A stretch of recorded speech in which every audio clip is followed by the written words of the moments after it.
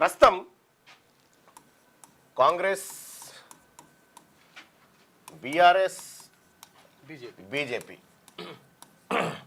ఈ మూడు పక్షాలు మనకు తెలంగాణ రాష్ట్రంలో కనిపిస్తాయి. ఈ మూడు పక్షాలు ప్రధానంగా కనిపించేటువంటి పక్షాలు.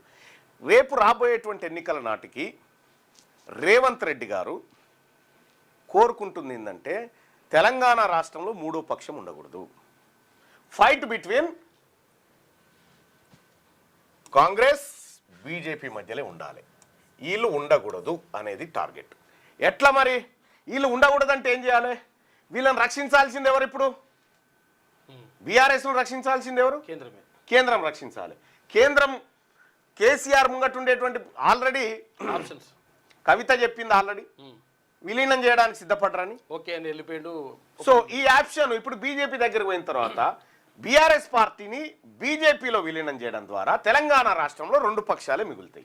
తద్వారా fight between Congress and BJP మధ్యలో ఉన్నప్పుడు మళ్ళీ నేను సీఎం కావచ్చు అనేది తనకున్నటువంటి ఆలోచన.